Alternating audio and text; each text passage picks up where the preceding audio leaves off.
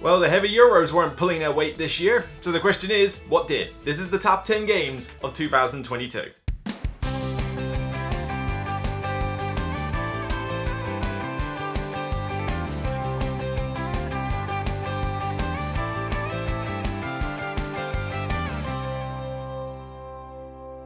Hi everybody, I'm Luke Hector and this is The Broken Meeple, a YouTube channel devoted to board games where I give my honest opinions regardless of the consequences that might befall me. So this is my top 10 of 2022 and hello Backdrop, my old friend. Yes, it's been a while since I've done one of these. I've usually been sat on the other table in my actual games room, but that's because I've had a ton of reviews to do. And then the top 10s I've done have all been the live and things. But to actually just stand here in my study effectively and have this backdrop behind me and just do a top 10 solo? Hey, it's been a while, but don't worry, we'll get more of those in 2023. It's just, like I say, timing, it's been off. But of course, how can I miss this list? The top 10 games of 2022. Now, a lot of people have gone on record to say this is like a brilliant year of gaming. There was so much good stuff. Yeah. You know, far be it from me to be that guy, but yeah, it was a decent year. It was certainly better than 2020 and 2021, I think, by far, because those 2 years, they had a couple of, like, belters that really just grabbed me by the throat and just took me in. But the rest of the year, they were kind of meh, you know, nothing particularly great. 2022 did have a lot more games that were good. You know, 7 out of 10, 6 out of 10, you know, they were good, fine, but not a lot of belters. In fact, to be honest, only one game on my list managed to get, honestly, a 10 out of 10 rating in a review, and even then it's kind of dropped a tiny bit since then, so there wasn't really any major belters. And one of them I had to go out of my way just to get played because of Kickstarter. But yeah, there was a lot of times where I'm like, yeah, these are fine, but come on, where's the innovation? Where's the new stuff? Where's something to really grab me? And particularly, as I said at the start, heavy Euros? What is it with the heavy Euros this year? They just seemed very bleh. You know, not like horrible, but there was a lot of them where it's like, ooh, new heavy Euro, meh. Ooh, new heavy Euro, meh. Oh, new heavy Euro, rubbish. You know, there wasn't really a good heavy Euro. Where was the Arc Nova of this year? I don't know. Although, technically there was one that could have been really good, but, well, we'll get onto that when we get into honorable mentions. But yeah, like I say, the year was better overall, but I still don't think it was like a monument in gaming design. It was just like, nah, it's a decent year. We're on an uphill climb following the effects of COVID and all that lot from the 2020 era, so at least game design is now kind of back up to speed and what it was doing before. But again, still need to see some new stuff, not just rehashes of the same old, but as I say, we'll find out more as I go through this list. So, yeah, not much else to say. Let's get on with it. Get on with it. Now, I said most heavy Euros didn't pull their weight. There were a couple that did. This is one of them, although whether you want to call it heavy or not is up to you. I still think it's on the borderline of heavy because there's a lot going on in it. This one is from Fantasia Games. It is a big, grandiose Kickstarter that came out. I've reviewed the retail version, but I also have looked at the Kickstarter version with some of the expansions. Spoiler alert, get Ancestors, don't really worry about the rest. But this is still a really solid Euro game, and that is Endless Winter. Paleo Americans, whatever, who cares about the tag titles? It's just called Endless Winter. Never! In Endless Winter, you effectively take control of a tribe, and through the use of 4 actions, you are gaining resources in order to place camps on a map, in order to do area control, gain animals for food and set collection bonuses, gain more powerful cards to build up a little deck of characters that you have for yourself, and it's all essentially a bunch of different mechanics that don't necessarily interlink to a great extent. I mean, the area control feels very separate from the characters, which feels very separate from the animals, but it's a case that you kind of not quite sandboxy, but you have freedom to do as you please. The crescendo sort of goes to ridiculous levels by the time you get to round 4. You know, you start off with a fairly tight system of resource management, and then by that round 4 you can take on Superman. You end up with so much you can do. But it's a pretty smooth game once you get over the initial rules overhead. There's a lot of customization when you throw in the expansions from the Kickstarter, although there are some that I will use way more than others. And the solo mode is pretty smooth and pretty easy to implement, but way too easy. Yeah, you need to start on hard mode and then throw in the expert variants that they have published, which I think I've put a file on Board Game Geek for this as well, but they've also got it on their Kickstarter page. But you need to use those expert variants if you want the solo mode to be any kind of a challenge, because otherwise you're just going to cakewalk it. But, you know, those flaws aside is why it's kind of lower on my list. But I still felt it was worthy enough to at least make the top 10 of the list because I still enjoy my plays of it. I like the solo mode. I think it looks gorgeous. It's for the price point for the retail version, which I think in the UK you can get for about £45 to £50 at the moment. That's a bargain for what you get in the box. It's pretty nifty. But as I say, buy the Ancestors expansion, throw that into the game, and you get yourself a really cool system. The cave paintings, whatever, and the river and raft you can get at your own leisure, I guess, but you really want to get Ancestors. That's definitely the expansion I recommend. It just adds more card variety, which is all I wanted in the game to begin with. I don't need loads of different mechanics, just give me variety to come back for more plays. But really solid game. Unconscious Mind, looking forward to it. I've played it, I already given my thoughts about it on my podcast, but you know, Fantasia games are now making a name for themselves, particularly with this Endless Winter, so it'll be interesting to see where they go in the future. My number 9 is from Lookout Games. Now this one I didn't expect to like as much as I did, although I gave it an 8 out of 10. I mean, I'm starting at 8s here, so that goes what it says about the year in general. But this one I enjoyed for its kind of twist on the whole farming style mechanic that Uwe Rosenberg does, and that's Atawa, or Atawa, or Itawa, or whatever. The pronunciation's been said by so many different people. But basically this is the one based in Ghana where you are grabbing, you know, you've got these different map tiles in order to place animals and trees to grow fruit and bats. All the bats. Take that, you winged spawn of Satan! You basically just have all these different spaces that you put these resources on, but you're taking them from these tracks on your player board in order to open up more resource generations. And the more trees you have, the more fruit you get. The more animals you have, the more trees you get. You know, the more bats you have, the more fruit you get. It's stuff like that. But it's a case of juggling them back and forth because you're limited on space with those map tiles, and then on top of that you've got the worker placement aspect of where to put your workers in order to gain the tiles and the various resources. But particularly in 4 players, it gets very contested. In fact, this is one of those rare occasions where I'm like, yeah, play with the maximum number of players, because the game still doesn't take more than about 90 minutes to play. It's a relatively short game, and yet with 4 players, those worker placement spots feel contested. I feel like, oh man, if I wait too long, I'm going to lose that space. But when you play this with 2 player, it's like, yeah, not whatever. The solo mode's not bad as well. It borrows from the Feast of Odin mechanic where the meeples you put out in your first turn stay there, and then you use a different set of meeples for second round, and then so forth for the third round, and then they eventually start coming off. So you can't spam the same action twice in a row. It works very well in Feast of Odin. I think it works great here as well. It's got very straightforward rules. There's a couple of little fiddly aspects, but it's not too bad. You've got the different tokens which are well produced, and it's just funny to have a board filled with bats. Bats everywhere. It's just like, if you like bats, this is the game for you, because it'll even give you a little pamphlet teaching you all about fruit bats. But yeah, we were surprised by this actually. I mean, I was contemplating whether it would make the top 10, but as I thought about it more, it's like, yeah, you know what? This one we had fun doing, and I do respect that a Euro game can come out that's mid-weight level. This is definitely, they call it advanced level, but that's basically the name they give to mid-weight games. But yeah, a mid-weight Euro that doesn't take too long to teach, doesn't take that long to play, but still gives me some good tense decisions and a lovely, cool little spatial puzzle to solve. It's a thumbs up for me. Adama.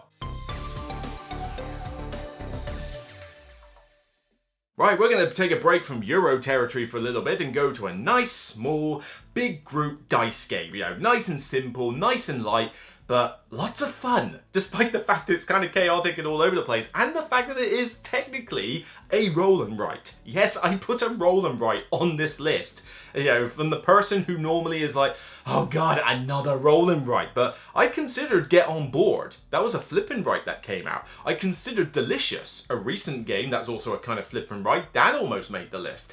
But this one that did make the list is Longshot, the dice game. Yeah, I don't know why it's called the dice game. You roll like 2 dice in it and that's it. It's Longshot roll and write basically. It's a betting game where the horses go around and do 1 lap of the track, but you don't necessarily have a particular horse. What you do is you roll the dice and it dictates how the horses move, but then on your turn, You have to cross off something on your sheet, and it can be like betting on a particular horse, buying the said horse, crossing off these little, like a little spatial puzzle, I mean, yeah, theme, whatever, a concession stand, I think they call it, but also crossing off other symbols in order to get you money, bonuses, different actions, different things, but essentially what you are doing is betting on the horses, making them move, trying to get your horse, if you've bought one, to finish first, but also if you've bet highly on a horse, trying to get that horse to finish first. It's pretty chaotic, and there's some weird thematic disconnects where you can make horses go backwards and stuff like that. It's slightly odd in places, but it's very simple to teach, quick to play, providing you cap the player count at about 6. I think 7 or 8 is just going a bit too far.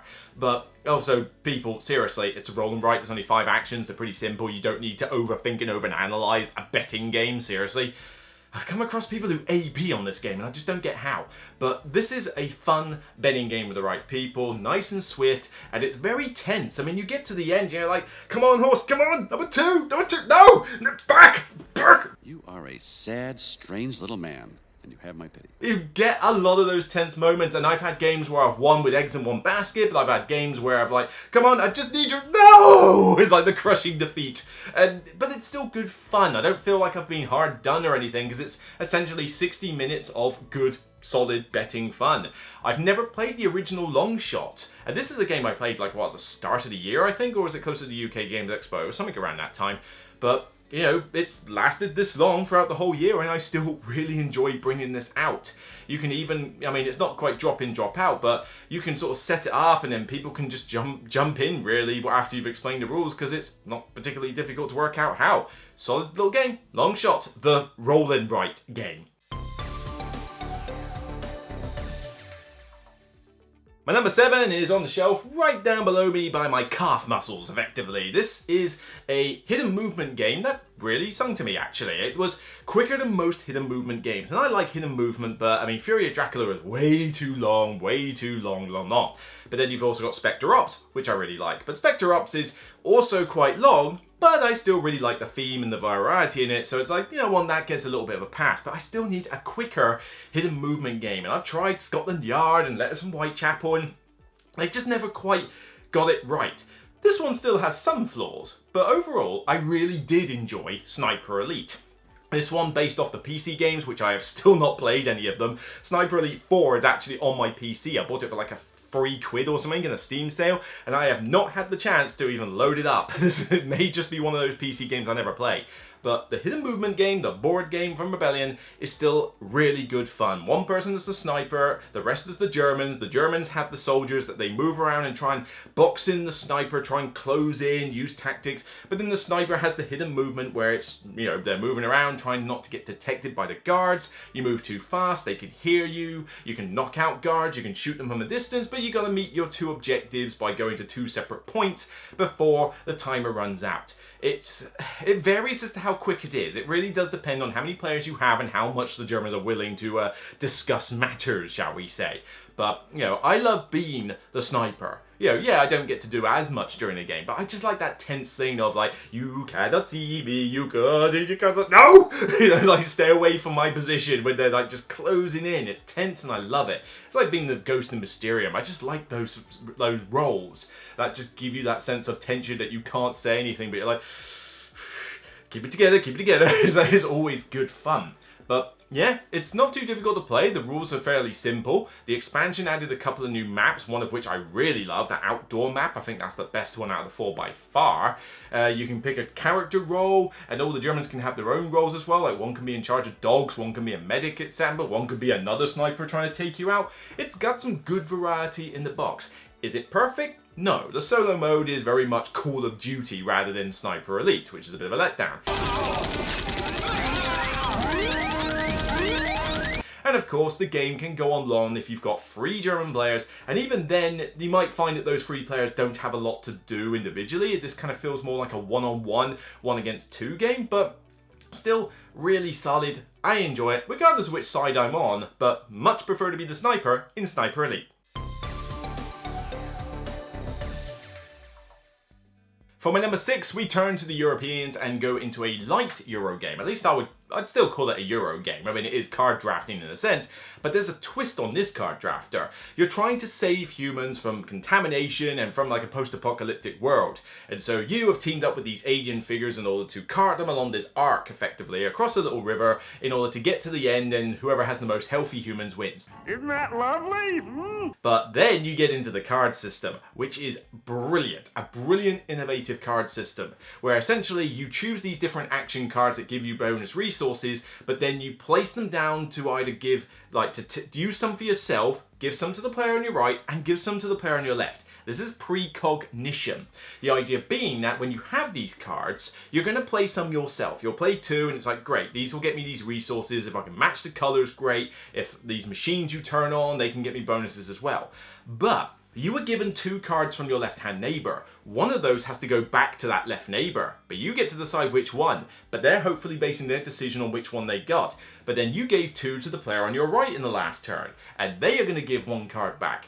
Which ones are going to be? Did you give them 2 yellow? In which case, great, you're going to yellow, but are they going to give you the cheap one or the expensive one? You gave them a blue and a green card, right? Are they going to give me the blue or the green card? Well, if they give me the green card, I can use this, but then if they were to give me the blue, that would be great, but would they rather keep the green for themselves? I don't know. It's this really clever dual select card system, as they call it, which effectively takes a drafting mechanic similar to the like of Seven Wonders and throws a cool innovative spin on it. And, you know, when I go back to this game, the 2 reference cards will teach me everything I need to know memory jogger in the game, but it looks gorgeous, the great art, it's got good components, but the rules are so simple. Once you understand the card mechanic, everything else in this game is so simple to follow. Most of it is just a step-by-step process.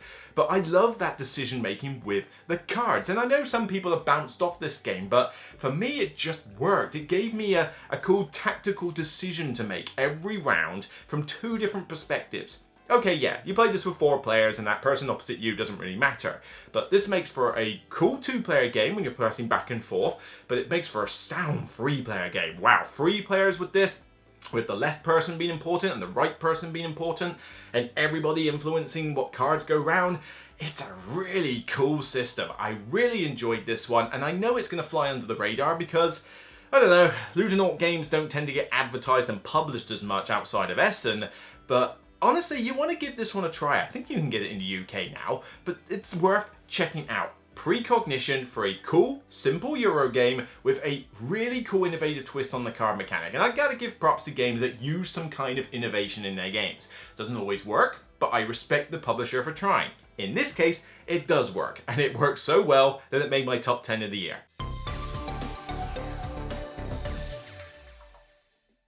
Okay, number 5. This one has us returning to a very small box, very small 2-player game. Now, we've had 2-player variants of games turn up in the past, and some have just taken the world by storm. Seven Wonders Duel for Seven Wonders was fantastic, one of my favorite 2-player games ever. This one I was kind of like, really? Do we need this? It doesn't feel like we need this. It's not like the 2-player game before was bad. But I played it and was instantly won over. I think this is pretty much the way I want to play Splendor in terms of 2-player. Of course, Splendor Duel. You can work it out from that point, yes. Splendor Duel was a big surprise. You know, Splendor is already a game I really like. It's an 8 out of 10. I play it with my family. My mum, you know, it's my mum's favourite game, even though I can't remember the last time she ever won it. But, I don't know, I beat my parents a lot in games. It's just going to happen. But the great thing with this one was that Splendor 2-player was already good fun.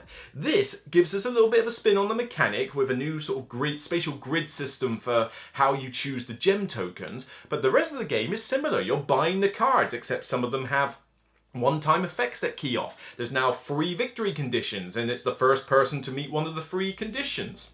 But then you've also got these privilege tokens that you pass back and forth. They give you a bonus to the opponent if they have one, but depending on whether you refill the track or do certain things, you'll give them the privilege token. You're like, ugh, am I giving them a little bit too much leeway because I'm taking these advantageous turns? And it's really straightforward. Quick to set up, quick to teach, and really good fun to play. I've played at Essen, I played it live with Paul Grogan on his channel, Gaming Rules, check that live stream out. But yeah, it's a really good, solid 2-player game. And it's not like it completely destroys Splendor, because it doesn't. You know, if I've got 3 or 4 players, I want to play Splendor. If I've got 2 players, I might even play Splendor, if it's with somebody who's never seen the system before. But if somebody's familiar with Splendor, I'm going to pull out Splendor Duel easily, because I thought it was brilliant. A great system. Bruno Cafala does it again. Anytime he touches any 2-player game, it just seems to work for the majority of the time. It's really cool, really solid, highly recommend it. For number 4, this is the most recent review I've done on my channel. Oh no, technically by the time this comes out it'll be the second most recent review I've done on this channel. But this one took a little bit of time to stew in the pot, because when I first played it at Essen I wasn't entirely sure. I liked it, but I thought, a little bit long, let's try it a few more times. Got a copy myself, no review copy, and just thought, right, let's give it the beans, solo, 3-player, 6-player, whatever, and see if this could win me over. And it did. Check out my full review if you like, but recently I gave Heat Pedal to the Metal a 9 out of 10, and it deserved it. This is a really good fun racing game, but yes, I still stand by the point that with 5 or 6 players it can go on a little bit long. I'm a little bit hesitant about playing this with 5 or 6 if it's all brand new players and I know there's somebody relatively slow in the group. I'm going to be like, maybe we'll play Downforce instead, because that one is quicker and a bit lighter, but this one is still really good fun. You play it with 3 or 4 players, you can just throw in a bunch of AI opponents and they're really easy to control. Hell, I just play this solo if I want. 1 player with 5 AI cards, and you'll think that, oh my god, that's going to take forever to control. It doesn't. You literally flip over a card, check its position on a marker, and then depending where it is on that marker, you use this value or this value. That's it. It's really straightforward. So I can basically have a 6-person racing game with myself and 5 AI cars, still get the job done in an hour, and have a good blast. And it's still challenging. Really good. But for 50 odd pound that you buy this game for, 50-55, you get 4 maps, you get all the decent cards, you get the components, you get the little cars, you get the little gear sticks, you get the garage module with extra upgrades, you get the legends module with the AI system, you get the championship mode, you get weather tokens, you get condition tokens. There's a police station, fire station, restaurant, service station, and more. Wow, I mean, this game really pulls out the stops on giving you good value for money, and you just know they're going to expand this with a 7th, 8 player expansion in the future, which I really don't want. I don't think this game warrants 7 or 8 players, although I do like the idea of me going solo up against 7 other players. That could be quite good fun, but yeah, I don't know I'd want to play this with 8 human players. I think that's just a bit ridiculous, but give me more tracks. Yeah, just literally go, right, we've got Great Britain, USA, Italy, and France. Okay, can we have Germany and Spain now? That'd be great. You know, throw in those 2. And then go nuts and throw in some of the other, like, European, you know, throw it, I don't know, does Scandinavia have a famous racetrack? I don't know, but, you know, throw in one from there. You know, throw in, does Greece have a famous racetrack? I don't know, throw in one from there. My knowledge of racetracks is, not good. But still, really good fun. I enjoyed it a lot, and yes, despite that negative flaw, which is there, I still think this is a solid game, and it's Days of Wonder finally back on form after what has been a bit of a downhill, you know, slope for them. They finally pulled it back with a game that I think is really going to make them the name they were before. So Heat Pedal to the Metal, number 4. So with my number 3, I mentioned at the start of the video that there was one game out of this entire lot that in my reviews I'd given a 10 out of 10. It's now settled to a 9 out of 10. 10 might have been going a little bit high. I've played it more since then, and yeah, there are 1 or 2 things that would knock it down to a 9. But it's still seal of distinction level, whatever. And it's still the 3rd best game I've played this year, so whatever. But this is beautiful as all get out. It is Vincent Dutrait's artwork through and through. It takes a mechanic we've only seen once or twice before and does something new and cool with it. It is pure tactics through and through. You cannot strategize in this game, but as you've seen with my like for stuff like Ark Nova and a few of these other games like Precognition, you can't strategize in some of those games very well. But I love these games where you've got to be tactical and you've got to adapt. If anything, I do better at games where I have to adapt to a situation. I tend to do worse at the games where I've got to pick a strategy from the get-go and follow it through, because I'll get distracted by other things, and if the strategy you pick doesn't work out, you have very little room to kind of do anything else and get back into the game. But I'm talking, of course, in this case, Tribes of the Wind. This one was a big sound hit for me. And you're probably thinking, how is this not your number one when you gave it a 10? Like I said, I've played it more since then. The replay value is not like 100%, and yes, it is fairly dry, so I figured, you know what, this is probably a 9 out of 10 now, but still, come on. Everything I said in that video is still true. There'll be plenty of time to discuss your objections when and if you return. I love the way it looks. The component quality in the artwork is beautiful, but it takes the Hanabi card mechanic, where I'm playing a card in order to trigger one of multiple effects, but I'm interested in what cards I've got and what my two neighbours have got. So again, 4 players, not the best count to play it at, and why they put 5 in the box I don't know. But again, you play this with 3 player, or even with the 2 player variant that uses a communal hand, that's brilliant. 2 or 3 players, this is a brilliant fun game. You basically are playing a card, you're trying to get water, you're trying to move your little wind riders around, and you're basically depolluting an area and building map tiles over it, fulfilling objectives and so forth. So what you're doing in the game is not necessarily the interesting part, it's those cards. Like, if I play this card, I get water, providing I have more water cards than my 2 neighbours.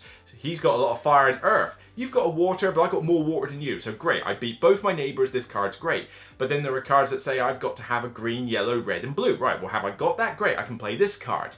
But then there's ways to build temples and reset half your hand. So you're kind of almost like on a push your luck style thing, where it's like, well, if I play this card, I get this effect. If I play this card, I still have more forest than you. That's great. But then somebody builds a temple, resets all their forest, and suddenly they've got wind. It's like, that card ain't gonna work anymore. Right, well, do I build a temple, or can I play something else? Or do I just play it for its lesser effect? It's simple decisions, but I love that tactical, reactive measure of the game. The idea that, you know, if I deliberately hold on to a bunch of cards to try and play them in sequence, I'm gambling that I can do so. But then I know I like to play it where I'm kind of reacting very differently, you know. It's like, so rather than build up a chain of cards I want to play, I'm like, right, this card for this turn, right, next couple of turns, that one's pretty good, but, you know, he's likely to reset his hand. You know what, let's play that for now, let's move on. It's just really cool, taking the Hanabi mechanic, which I already liked, and doing something cool and innovative with it. Okay, it's not my favourite of the year, but it's my 3rd favourite. It's still amazing, go play it. Now, as much as I gave grief for a lot of heavy Euro games to say, look, heavy Euros, you know, the dry Euros, you gotta pull your weight, I wasn't getting much out of you, this is probably, I think, the heaviest Euro on my list. Not necessarily the heaviest game on my list. I think the next one's probably heavier in terms of, oh my god, I gotta learn all this stuff. But in terms of the heaviest Euro, this is definitely the one for that list. It thankfully arrived in time for me to actually give it the beans and give it a proper review. Gave it a 9 out of 10, really solid. Solo mode, not quite up to the par of previous solo modes we've seen, but yeah, Garfield Games does it again with Wayfarers of the South Tigris, I believe. Somebody corrected me on the video the other day, said it was actually Tigris. Okay, I'm going to pronounce it Tigris then. Well, Wayfarers of the South Tigris, you are gaining cards and collecting the tags in order to get more cards and do bonus effects. It's kind of got that sort of Ark Nova Terraforming Mars-esque vibe of getting the symbols on the cards that let you do other things. But the choices, wow, this is, for me, who likes to have a lot of choices. I mean, yeah, you got to strategize a little bit, but you can also adapt to stuff that comes up. So it's kind of an even mix of both, but I just love how many choices I have. Pulsar 2849, similar deal. You get all the choices in the world. And here, same deal. You can decide, right, I want one of 4 different Townsfolk cards, one of 4 different space cards, one of 4 different sea cards, one of 4 different land cards. Don't fancy a card? Alright, fine, I'll go use a worker on one of those 4 spaces, those 4 spaces, those 4 spaces, those 4 spaces. Don't know, I've gone cross-eyed. There's a ton of options that you have. Each one feels cool. It's great to see all these different cards come up and go, ooh, that looks nice, you know, I quite fancy that. But if you play with other players, they're also looking at half of this cool stuff, so you've got to keep up with them. There's equal good chance and reason for you to rush the game by going on the journal track as fast as you can, but there's also reasons to let the game sort of delay itself a bit, you know, string it out and get more points that way. And I've had people win and lose from finishing on the journal track. It's not like, you know, if you finish first on the journal track you automatically win, although my friend the last time we played it actually did win by doing that. He rushed it so fast that we just couldn't keep up with the points. It was a low scoring game, but it's like, yeah, you did it, and we just didn't have as many points as you, so he had to finish the game then. Fair play to him. But yeah, It looks cool. I mean, the artwork's still fun. It's colourful. The rules aren't too complicated. I mean, there's a bit of overhead in order to understand how all the different symbols interact, but the mechanics of the game are still relatively straightforward for what is effectively a low end of the heavyweight side of games. But yeah, it's just another hit for me. I mean, look at this shelf here. Wayfarers, Viscounts, Raiders, Architects. All the big box or collector's editions. Okay, yes, Paladins was my weak link, okay. Although, Explorers, right down there. Haven't played it yet, haven't learned it, but at some point I do want to play Explorers, and we'll see what that's like. I heard there was an expansion for it, but I've never seen it. I don't know. Do I really need to search that out, or can I just play Explorers on its own? Let me know in the comments. But yeah, they just make games that work for me. Even when they're heavy, I feel like I can understand what they're doing. And these are dry games. They're not the thematic games, really. And normally when you don't have a theme in your game that works, it makes it harder to teach. But for some reason, I just find it relatively easy to teach these games. You know, if people get flummoxed by anything, it's just the amount of choices that they have. But that's the sort of thing I love. This game was great. Really like it. It's another one on the shelf. It's probably my third favorite of the four. But come on, Architects and Viscounts were vying for position at like my top 20 games of all time. If you are my third favourite and you are beating Raiders, which was also in my top 100, that puts you in the position for a pretty high top 100 score. So come on, you know, don't take third place literally. It's still fantastic. Love it. Wayfarers of the South Tigris.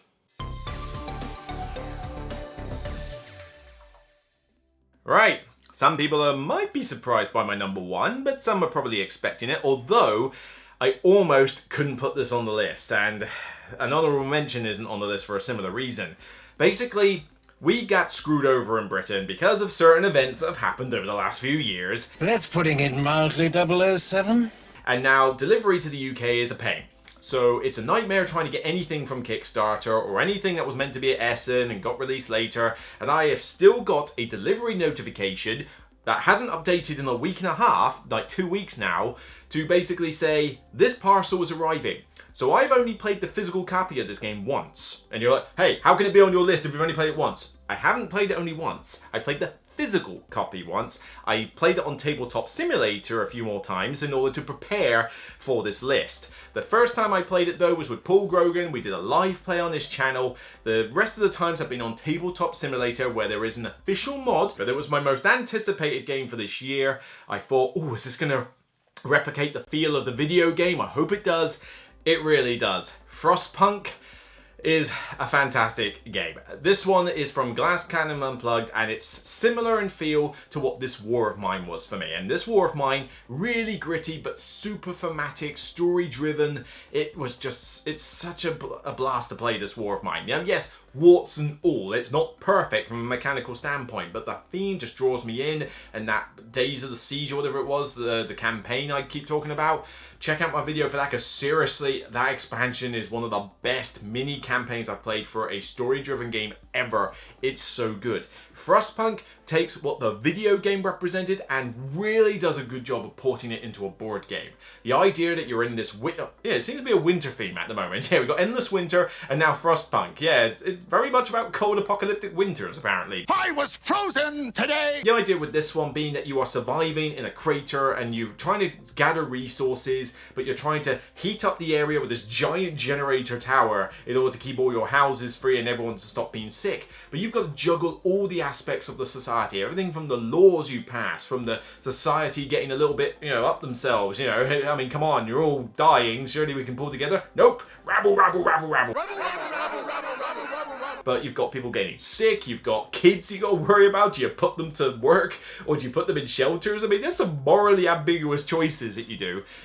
I do tend to put the children to work, I must admit, because I want I need people to work. You're sick! There are benefits to putting them in shelters as well, so it's not like one way is just necessarily the best way. But there's a lot to this game. It's pretty complicated. There's a lot of rules, and these certainly would stop it, I think, if I was to give it a preliminary rating now, to stop it being a 10, because I do think it is quite a lot to get into.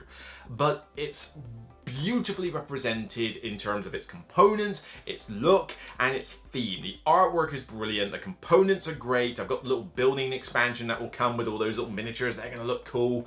I wish I'd purchased the resource one. I didn't do that. I hope I can get it after the fact, because after seeing Paul Grogan's version, it's like, I want them.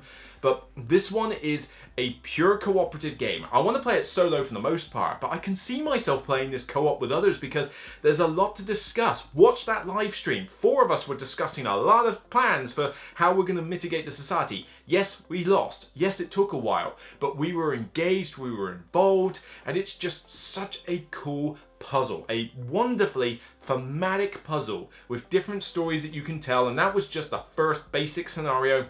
There's more in the box. I cannot wait for my physical copy to arrive so I can stick it on the table and have a blast with it. But in order to justify putting it on this list, because if I didn't play it on Tabletop Simulator, I would not be able to justify it on this list from only one physical play.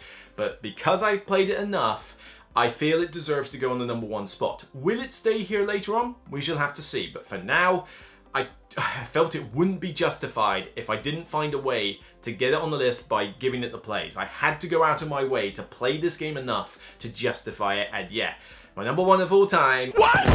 Sorry, of all time? No, whoa. That was a slip of the tongue. No, my #1 game for 2022, Frostpunk.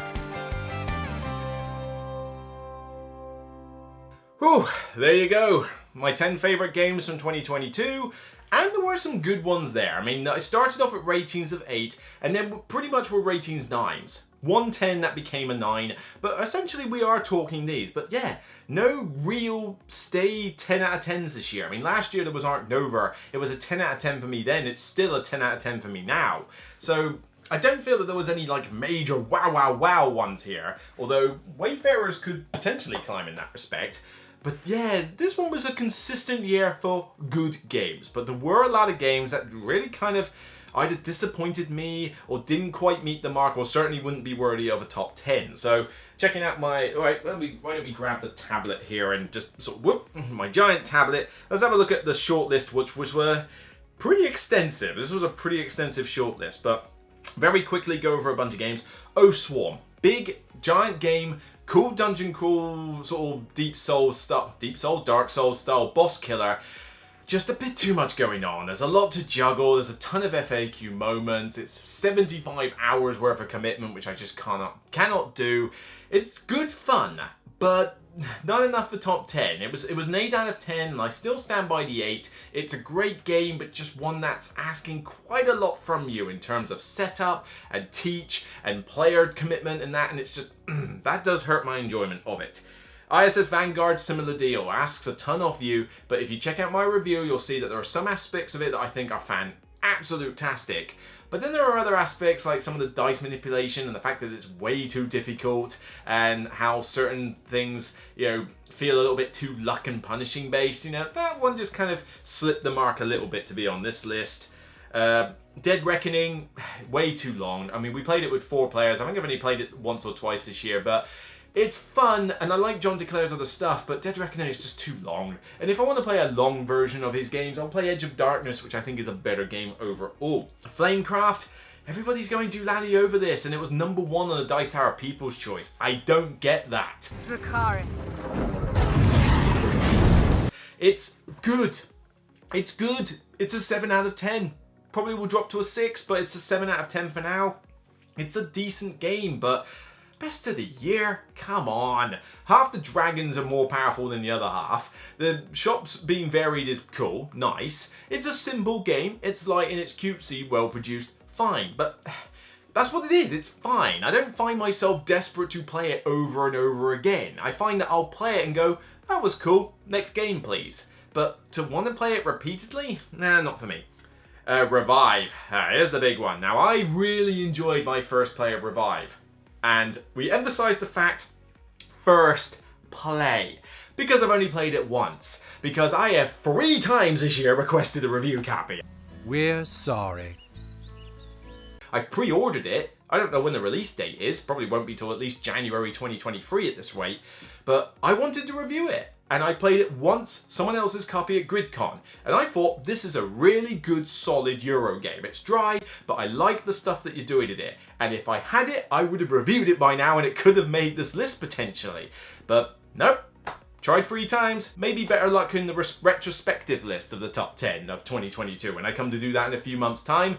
Hopefully by then the game is released and I get to give it the beans then, but for now, you're just gonna have to wait. Sorry. Twilight Inscription. Big surprise. I wasn't expecting to like a roll and write game this complex. I thought it was really jumping the shark, and yes, it still is jumping the shark. It's Twilight Imperium with a roll and write. But I thought it was a cool puzzle. It gave me a lot of choices, a lot of different ways to approach the game, and all those different alien races. Do I want to play with multiple players? No, I want to play the solo. But it's a pretty cool solo roll and write. Just didn't quite make the list. This would definitely be probably in the top 15, I would say. Burn Cycle. Burn Cycle, yeah. I like Burn Cycle. It's cool-ish. I like it. I think. I don't know. The problem is the theme is great, and the puzzle aspect is cool, and I do like certain aspects like the whole network pinning thing's quite funky, and I love the variety in the game. I like the fact that for a chip theory game, it's actually quite quick to set up and take down, which is fun compared to a few of them.